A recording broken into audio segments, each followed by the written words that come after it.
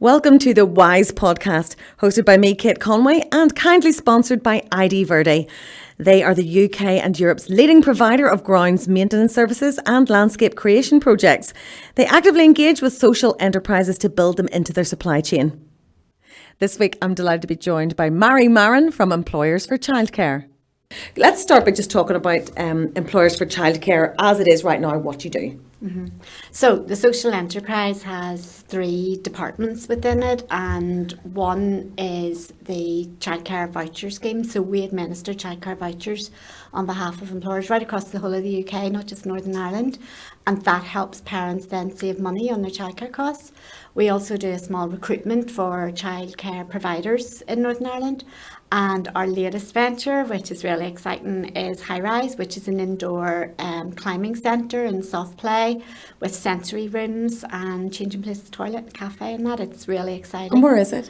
It's based in Lisburn, up in our site in Lisburn. And how we work then is that is a business. It's a social enterprise, which is a business like any others, and it makes profit. And the profit then is used to fund our charity. And everything that we do is about childcare and work-related issues. So it is like a perfect fit, if you like. So the charity is almost like if you think like of a citizens advice bureau for parents and families, and for parents particularly trying to get into work. And we have a Freephone helpline, and that helps parents save money. We identify savings for them to make sure that work pays.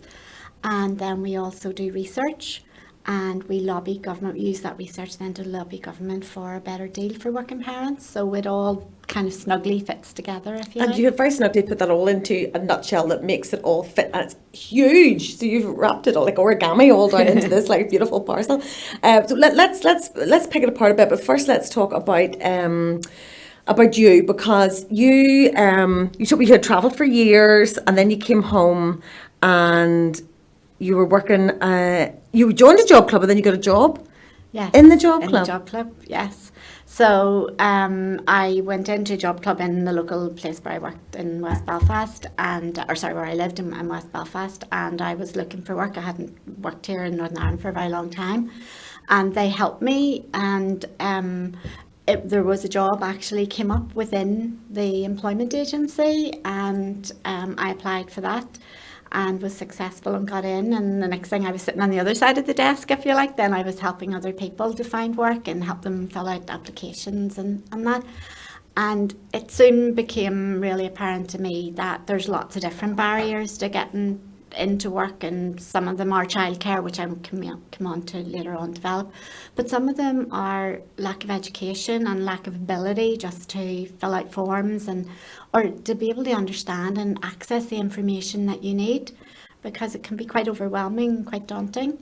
So I worked there for a long time, and then ended up leading a job club, which was a hugely privileged and humbling experience. I thoroughly enjoyed it. And then a job came up in Craigavon to run a women's European funded programme to help women to get into work. But this time it wasn't working directly with the clients, it was working with employers, and that was a different side of it for me. So I went up to Craigavon, which was the second largest manufacturing base in Northern Ireland, and worked with huge companies, Moy Park, Ulster Carpet Mills, some of the big manufacturing bases. And it was about trying to help them to implement family-friendly policies in order to help families, and particularly women, get into the workplace. And I did that for a number of years and was very supported by those companies. But it soon became apparent that you can have all the family-friendly policies you like, but if you don't have someone to look after your children in the first place, you can't get out the door to get into the office or into the factory to avail of those policies. So during that time, I was lucky enough to get invited out to the United States, and I was taken to a place called Kansas City in Missouri, which I ended up going back to 5 times in total, and I loved it. I met some fascinating characters there, but most importantly, I met employers, very hard-nosed corporate men who were all advocating childcare, which was a total revelation to me. They were putting childcare on site, and they were insisting that there were that the people who came to work for them knew of a tax relief scheme which made work pay, and that was really a light bulb moment for me in terms of helping to develop that when I came back.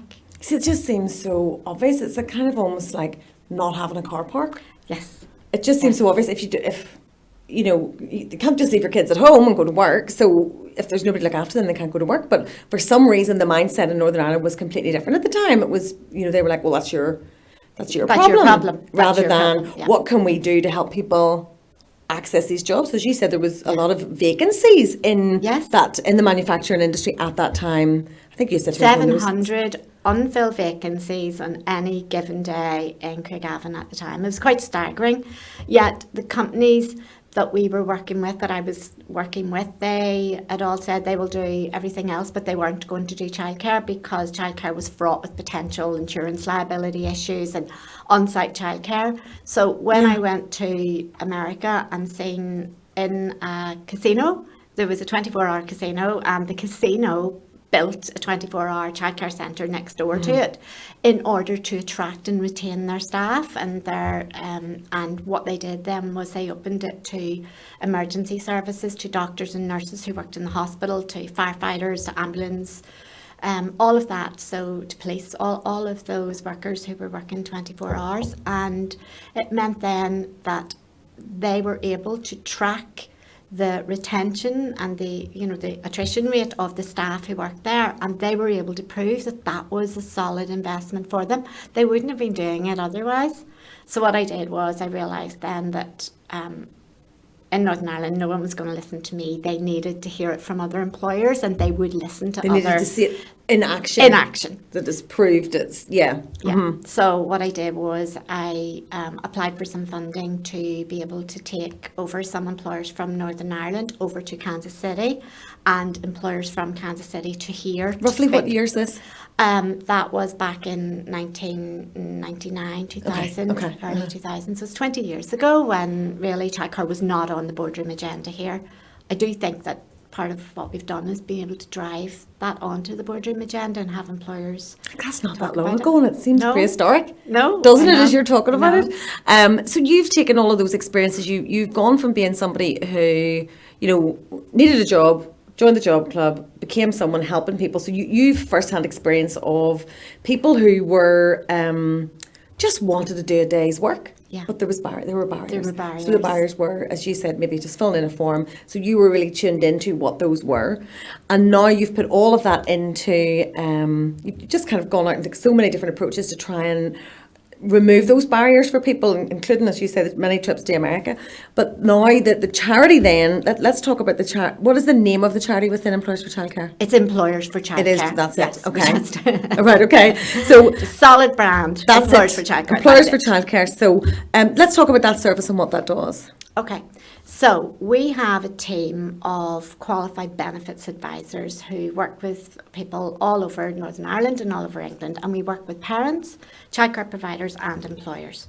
So it's Freephone helpline, and we do outreach work as well, and a lot of it is on Zoom now obviously because of COVID. But what we do is we work with parents, they'll phone in and we will do what's called a personalised benefit assessment check for them. So I'm working in a company and I'm on a whatever salary, and I have a couple of children and they're in school and I'm in the after schools clubs, and I'm not quite sure, am I getting every benefit that I'm entitled to get? I don't want to be unemployed, I want to stay in work, but I'm kind of struggling and I'm not sure if I'm entitled to anything else, and I kind of think, well, I'm probably not entitled to it because I'm working.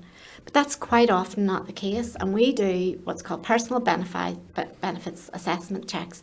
And in the last year, for every person that we have done, we've helped them to identify on average about £4,000 that they didn't know they were entitled to. £4,000? £4,000 a year? Each family, each person that we've spoken to, and that has added up with all the people that we've spoken to in the last year. That's added up to more than 12 million, almost 13 million pounds in benefits that they were entitled to get, that they just had ruled themselves out of and didn't know that they were entitled to. Because they just, I suppose, they think, well, I'm working, so I'm not. Because you hear so often people saying, oh, well, it doesn't pay me to go to work, or, you know, and people hear that and then they don't think Well, I just ask the question. Okay. So you have experts who just go through line by line, right, well, you can get this. Yes. Does that blow people's minds then? It does.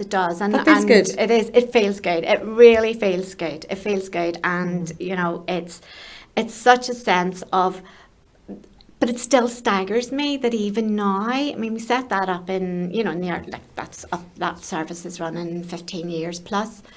Every single day of the week, we still meet people who don't know that they're entitled to benefits, and because I think it is that word, it's, as you say, it's if you're in work, you kind of think, well, I'm not entitled to anything, but there are so many entitlements, that people could be getting. I think there's almost also a sort of a culture of, oh, well, I better not ask, or people think, you're being a bit cheeky, yes, chancing your arm, but actually it's just asking a question, to see, because all those things are there. The government put them into place for a reason. And it is in order to help people to be able to go into work and stay in work. And that's what we do. That's our whole mission, is to be able to make it easier for parents with dependent children to be able to get into work and stay in work and make work pay. That's the really crucial thing. Mm-hmm. It's good for the economy. It's good for the employers. Companies do not want to lose their staff, and they've trained them and invested in them. So the employers that we work with are also very grateful for it. So what do you do with the employers? So we will help them to provide the family-friendly policies. We will give them advice and guidance on that.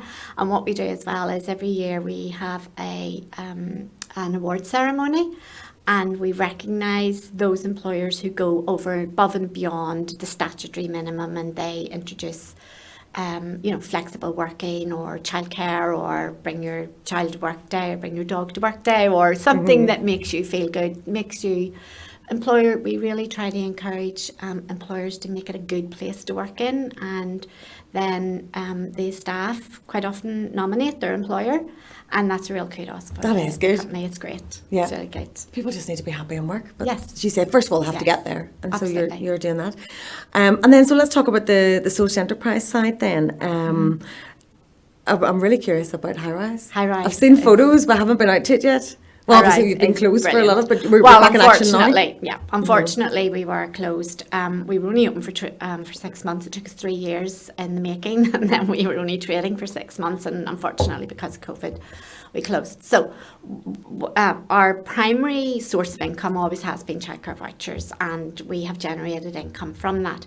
But the Westminster government decided a number of years ago that they were closing it to new entrants. So we knew that was going to eventually peter off, and then there would be no more income for our social enterprise. So what we did was we started to look around about 5 years ago. We started to look around and look for other things.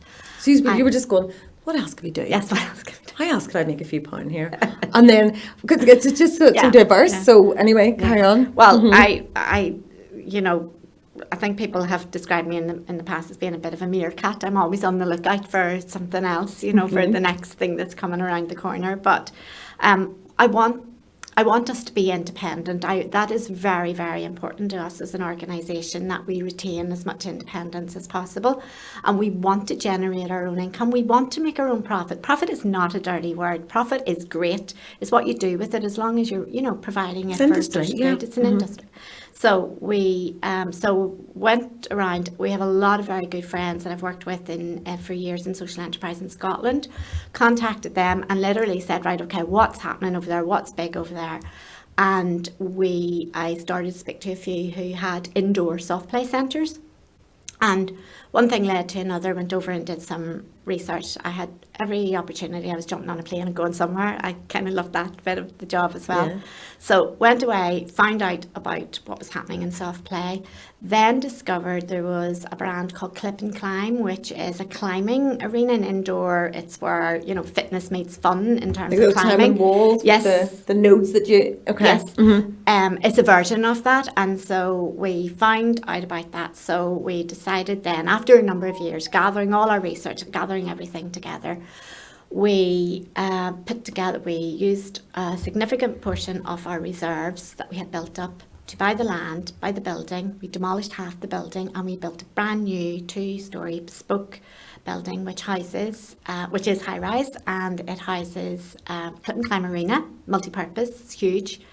It was one of the deepest, highest drop slides in Ireland. Right. Amazing. It's absolutely terrifying. It's great. But it's very safe. And a soft play for children from babies right up to 7, 8-year-olds. What's really important to us was that we were always going to build something that was inclusive for families who have children with special needs and disabilities, and children who are able-bodied and fully fit, that a family can come out together in one, and go out together and enjoy themselves. So we have fully equipped sensory room and quiet room and a changing places toilet, which is amazing, and that has a complete changing bench, remote control, and a ceiling hoist, so that families or people who are in in wheelchairs can be hoisted out and changed if needs to. And we have a cafe which does fantastic pizzas, and along with other really good food and coffees, and it's pretty amazing. So families can go and have sort of an afternoon, a day out, get well fed, go down a scary slide. Yes. Everybody's included, and the money is then going back into the employers for childcare, into the charity, into the advice and all of that. Yeah. And then let's talk about the childcare vouchers as well, because this is something I don't have kids, so I'm not as tuned into that, but it's something I had heard of a lot about for years. But how does that work then? So childcare vouchers are tax and national insurance exemptions, the salary sacrifice scheme for parents. Okay. So the employer chooses a voucher company, and there are about 10 voucher companies that do what we do. We're an administration, it's a business, yes, we're an administration service. And there are about 10 companies. We're the only one in the UK, which is a social enterprise. We're the only one that's based outside of England. So again, a long time ago, I jumped on another plane and went off and found out what they were doing and took all the information back and set it up here in 2004. And so basically, we administer it on behalf of employers. It's a UK-wide tax scheme. So if I'm a parent and I'm working for a company, Employers for Childcare, then I can take money out of my salary first to pay for my childcare. Now, it's a maximum of £243 a month, but that's the limit on it. But I can take that amount out. That means I'm not paying tax and NIC on that.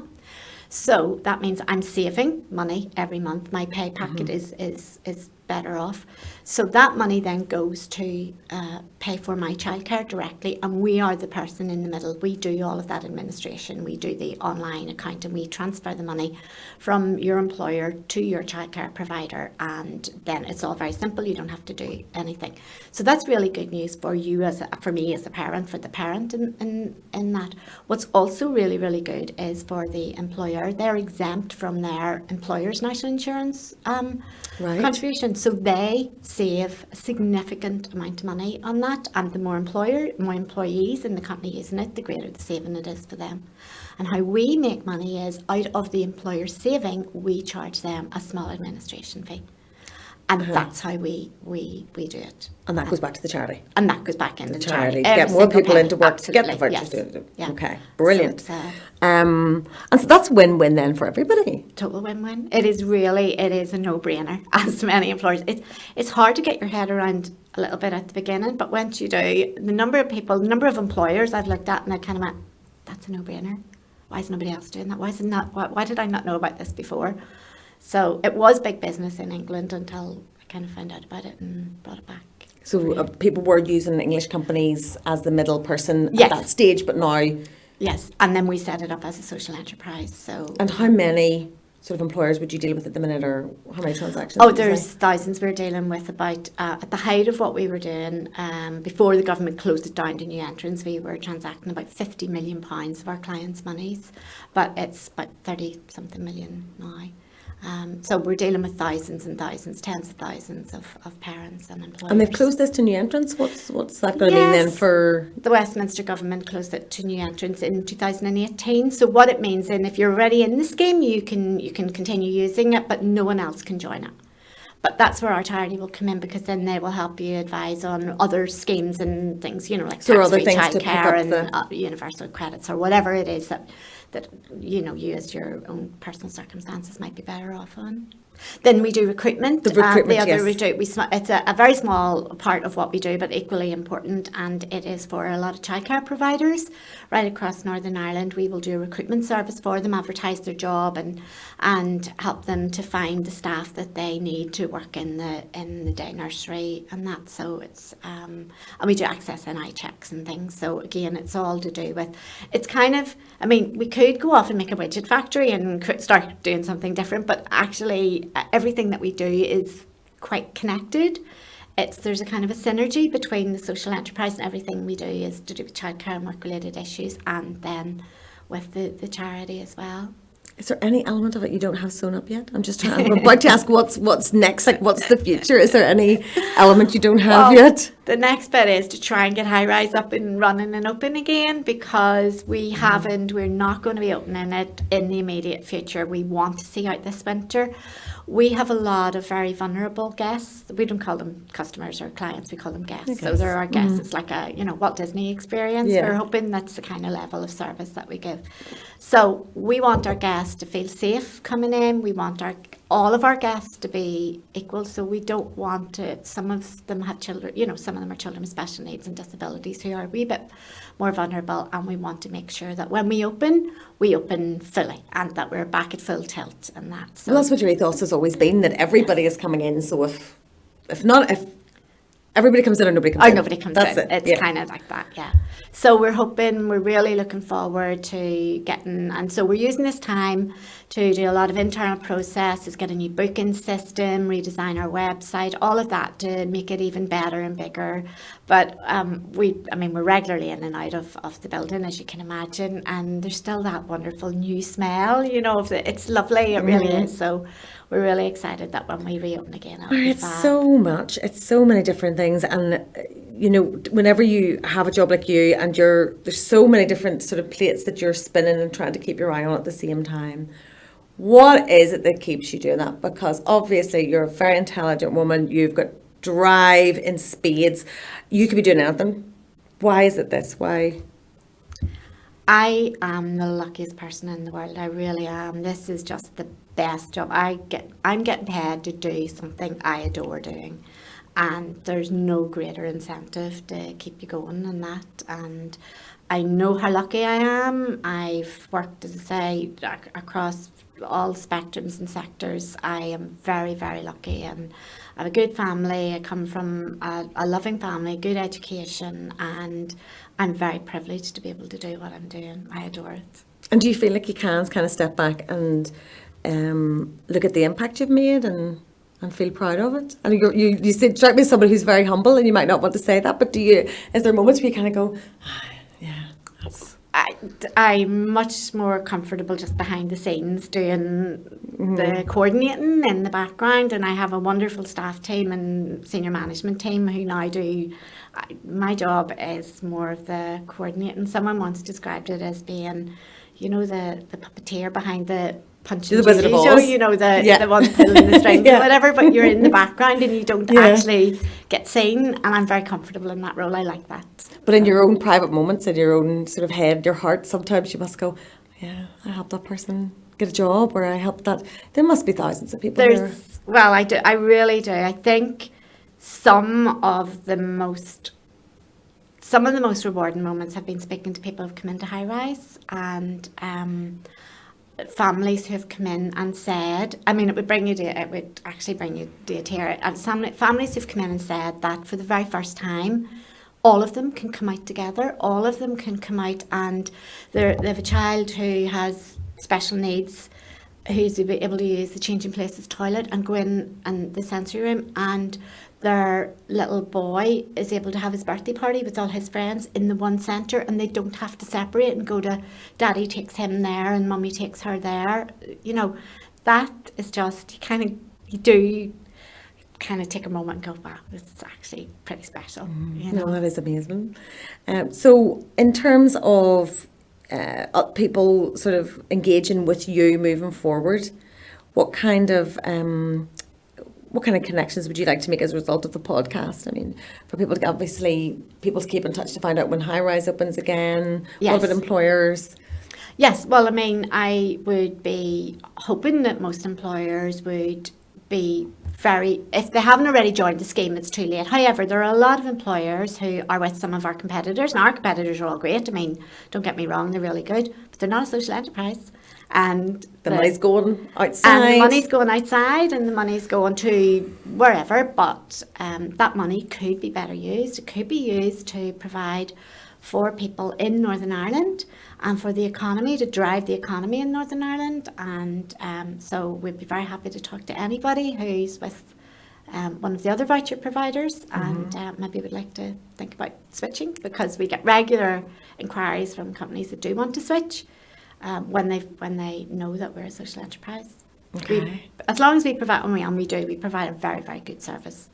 So obviously. So you'd like to talk to employers. And then also, I suppose, for parents who want to use Employers for Childcare, the advice service. And the helpline, and it is a Freephone number. And they can do, we do Zoom calls, or they can email in. And it's just about, if they, so many parents, do you know what? If it's not going to cost anything to ring or send an email, and you might not be any better off, but you could be. You could be one of those parents at £4,000 better off. So make the call. Ask you don't get. All very, very welcome. And it's not a case of, your cheeky chance in your arm. You're there. That's what you do. That's what you do. Yeah. And they're looking to speak to people. So where can people find you if they just Google Employers for Childcare? Yes, indeed. employersforchildcare.org on our website and on our Freephone number. Okay. Marin, thank you so much. I really enjoyed talking to you. You too. Thank you very much for your time. It's been lovely. Tune in next week when I'll be joined by Cara Clark from Glow NI. Thanks again to Marin from Employers for Childcare, and also to ID Verde, our sponsor. If you're a social enterprise and you'd like to find out more about opportunities to work with ID Verde, please contact Amanda at Social Enterprise NI.